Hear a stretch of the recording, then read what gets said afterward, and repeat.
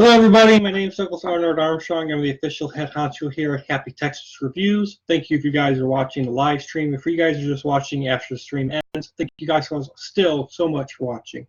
Make sure you guys like, subscribe, join up as a group member if you have not already. And in today's review, we are talking about Harry Potter number 6, Harry Potter and the Half-Blood Prince, the 2009 film. And so we're going to get right into it, talk about the positives and negatives, and then give you guys my final review score. Right after this, I will be doing my review for Harry Potter and the Deathly Hallows Part 1. So look forward to that right after this video. So with that said, Harry Potter and the Half-Blood Prince is about 2 hours and 34 minutes long. And so for things that I really enjoyed was somewhat of a struggle to have to personally come up with, because honestly, I hate the Half-Blood Prince. I don't like the Half-Blood Prince film whatsoever. When I read the book, I was bored out of my mind.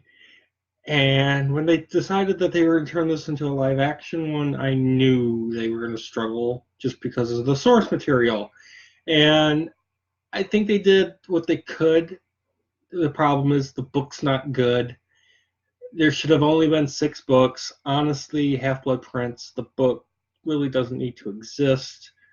Honestly, only like 30 minutes of this book / film really matters, and I think it could have been condensed and made into the Deathly Hallows book. Make the Deathly Hallows a little longer and more epic in that sense. And that would have been perfectly fine for me.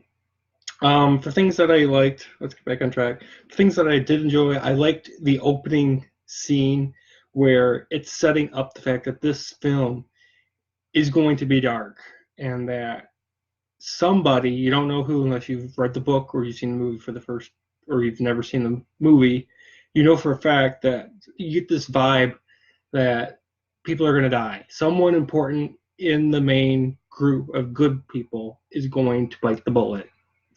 And of course, that person is, sorry, spoilers, is Dumbledore.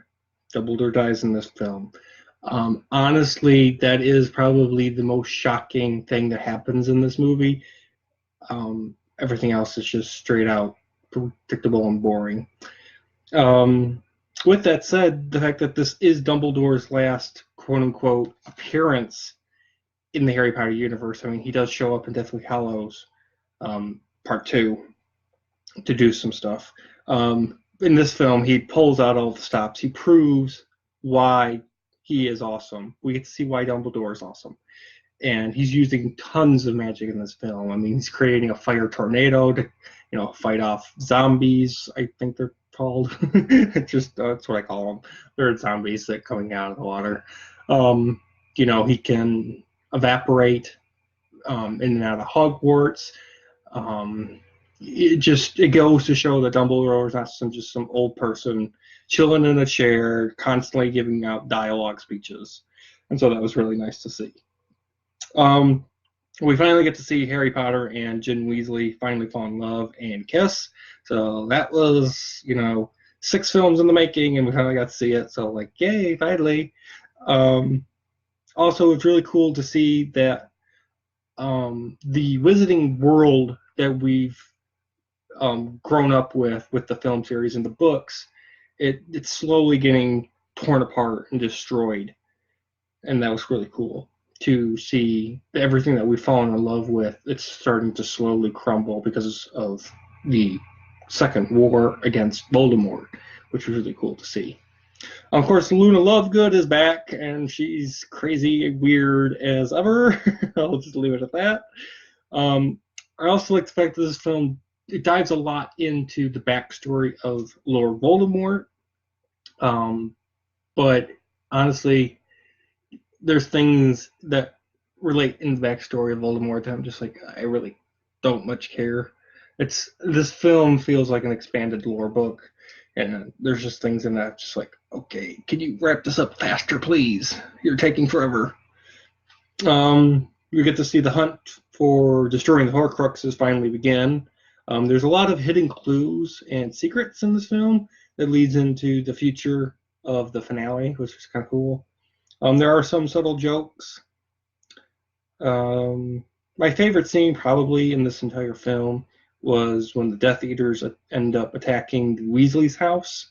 That was probably the most action-packed scene in the film, more than the whole traveling to get a Horcrux that's surrounded by zombies chilling in the water. Sorry, but that thing just bored me. The zombie scene. And then another thing is you kind of have to watch this to understand what happens in the Deathly Hallows, which is kind of silly. So I'm like, to me, honestly, if you've seen Half Blood Prince once, you're good. So, watch Order of Phoenix, and then if you really need to, watch Half Blood Prince. But honestly, you could watch Order of Phoenix, and you know exactly what happens in Half Blood Prince because it's kind of predictable in that sense, and you can just move on to Deathly Hallows. For negatives, honestly, I think there's a lot more romance scenes in this film that takes over the action and dialogue that most people are accustomed to when it comes to Harry Potter and enjoy more. So honestly, this film has a lot more romance than Goblet of Fire and Order of Phoenix. This movie, like I said, can be boring at times to watch. There's really not a lot of new stuff that actually occurs. Stuff like really new and interesting characters or locations, and that's a really big problem. Like if you're going to have a film or book and you can't come up with new ideas, then your book/film shouldn't technically exist because that means you're just reusing older stuff and your originality really has gone down the drain, which is why I really don't understand why this book/film even exists. I feel like parts of this film are important, but they should have been placed into other parts of the Harry Potter book series and films. Because honestly, because of that problem, this film feels like a big setup piece for the finale and not much more. I wasn't even shocked the first time I watched this at the oh, Professor Snape is the Half-Blood Prince revelation. I'm just like, I didn't honestly care who the Half-Blood Prince was. I'm like, so the Half-Blood Prince has this special potions book, and I'm like, special potions book. Who has been teaching potions for the entire Harry Potter series up to this point before Professor Slughorn shows up? Oh, that's right, Professor Snape. It's clearly written on the walls. You have to be a mindless moron to not know that. Sorry, I'm just like, when they said Professor Snape is, I'm the Half-Blood Prince. I'm like, I knew that from the beginning of the movie. And you tell me at the very end, like, I'm not shocked at all. And they did it, and they do the revelation that Snape is the Half-Blood Prince in such a weird time. I'm like, Dumbledore just died like a minute or two ago, and now you're gonna say, hey, by the way, I'm the Half-Blood Prince. I'm like, the emotional impact of the fact that Dumbledore just died like a minute or two, and now you want to give a revelation this quickly and fast. It's like, so you really don't care the fact that Dumbledore just died at all. Like, you got to give the audience time to like breathe and mourn for that character if they're really emotionally invested. And this film doesn't do that, so that was kind of silly. Many characters are introduced, but they're really not given like names or backstories. Like there's tons of like new kids that just show up that are part of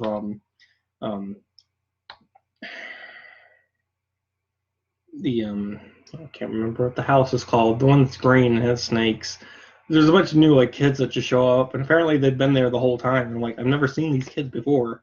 So and there's new Death Eaters that are now, I guess, broken out of Azkaban, but they don't even tell you what the name is of these people in the film. It's like you have to have read the books to understand this person's name and their backstory, which is kind of weird. What else? Like I said, this film's kind of predictable a lot of times. Um, the praying and saying goodbye scene was kind of weird that the wizards were doing for Dumbledore. I'm just like, okay. I mean, it was symbiotic, symbiot. I can't talk. It had a lot of symbolism, but it's still kind of weird. And lastly, the fighting the zombies to escape with the Horcrux with Harry Potter and Dumbledore. It just really wasn't all that amazing. Personally, I'm like, I didn't care. I'm like, if you have to resort to zombies in a universe where there's witches and wizards, I'm like, your series has seriously had a major downfall. Um, so in conclusion, I'm like, I don't hate the Half Blood Prince to the extent a lot of people do. I don't enjoy watching it at all. I mean, I would honestly enjoy rather, I would enjoy, I would enjoy watching Sorcerer's Stone a lot more, even though that movie is very forgettable. This one, at least, is like, I guess, semi-important because it does unfortunately have to do with setting up what happens in Deathly Hallows. But if I ever rewatch these again in the future, I'm not going to be like, hey, okay, we finished Order of Phoenix, let's watch Half Blood Prince. No, I'm gonna be like, we finished Order of Phoenix, let's get the Deathly Hallows. So, with that said, guys, I'm gonna give the 2009 Harry Potter and the Half Blood Prince a 6 out of 10. Thank you guys so much for watching, and I'll see you guys in the next video. Bye.